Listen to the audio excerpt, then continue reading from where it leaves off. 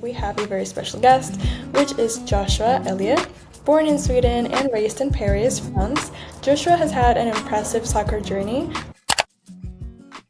Okay, well, hi everyone. Welcome to today's interview. I am Ruth from Something to Play For, and today we have a very special guest, which is Joshua Elliott.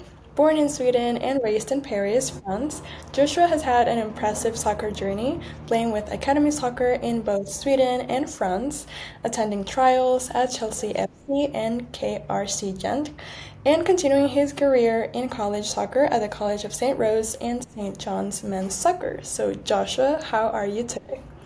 I'm good, thank you. How are you? Doing great, thank you. Well, yeah, thank you so much for being here. So, I'll start with the first question, okay? Yeah, sure.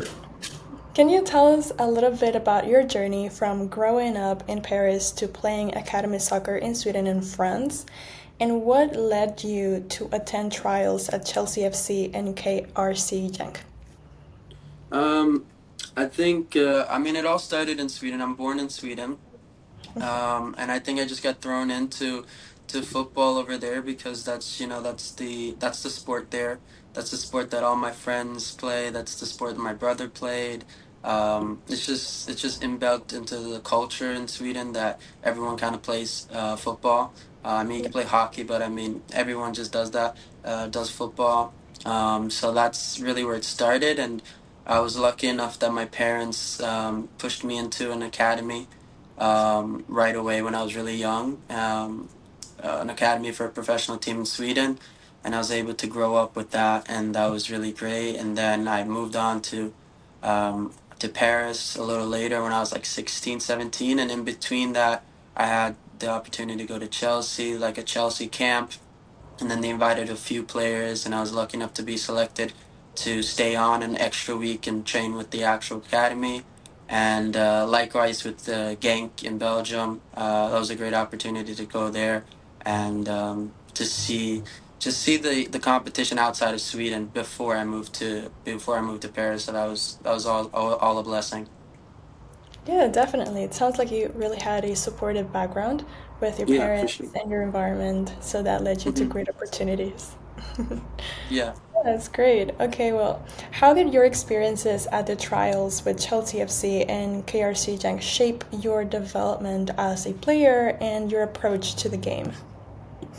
I think the biggest thing with both trials was it opened up. I think it broadened my perspective of competition, but it also just broadened the range of training I received. I was through those two trials. I was really lucky to like receive training from coaches at a completely different level and a complete different standard and a completely different country in both countries. So it was great to be in, like in England, it was great to be coached by those academy coaches and kind of take in and soak up everything that they were saying, right?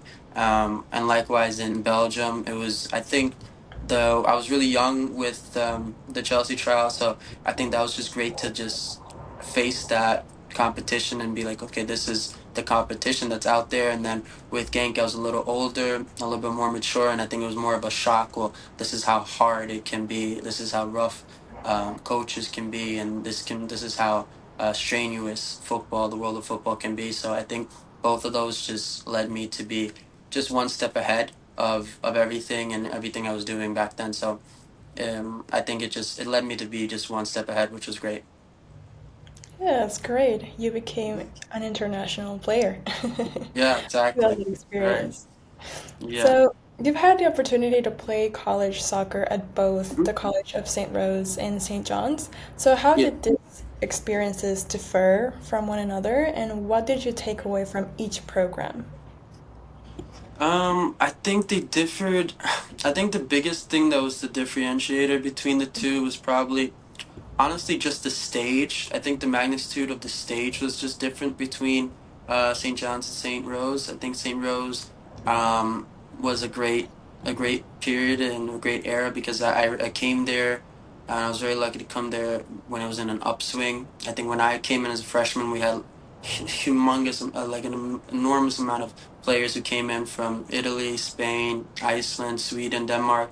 So it was on an upswing. So I think the team was a top tier quality team. So the difference in like D2 and D1 wasn't as vast. I was really lucky to not have like a huge shock when I went to St. John's and be like, wow, this is D1.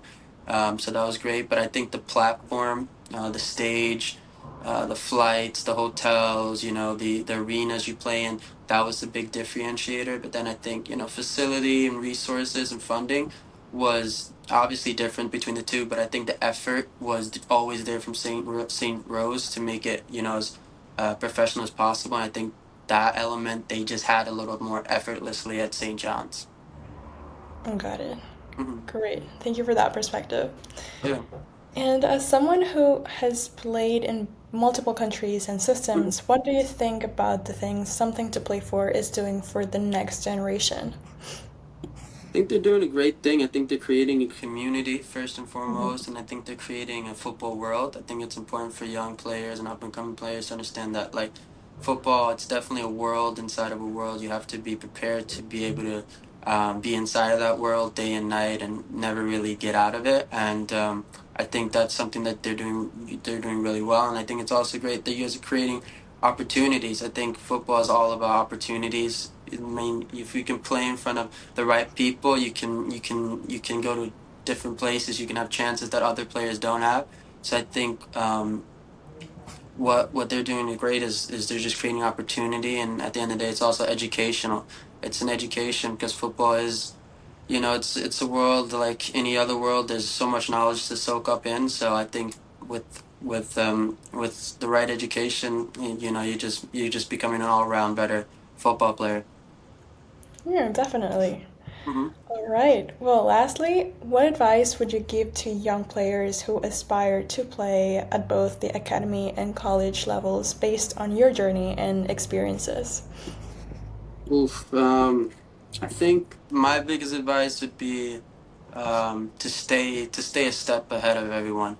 I think I love when people say just have fun. I think it is really important to have fun, but I think at the end of the day, it's really important to tell young players that it's a harsh environment. It's a harsh sport. At the end of the day, you have to be better than somebody else, and you have to be better than the next person after someone else. So I think to stay a step ahead of everyone when it comes to training is the only thing you can control. The only thing you can ever control is how good you are, and in order to be better than someone else, you have to be a step ahead of them.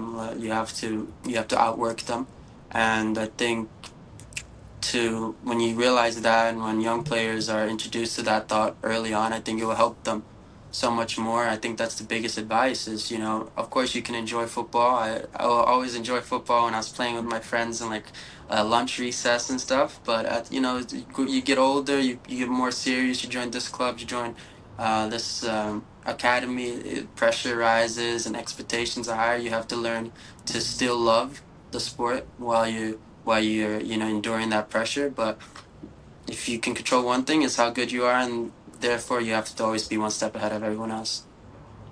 Yeah, definitely. That's some Hmm. solid advice. Yeah. All right, well, excellent. Thank you for that. And we really appreciate you coming on the podcast today, taking the time to Hmm. join us. So, we're all looking forward to your upcoming endeavors. And that wraps up today's podcast episode with Joshua. Thank you all for joining us, and stay tuned as we have more exciting interviews and updates from Something to Play For. Thank you so much. Thank you.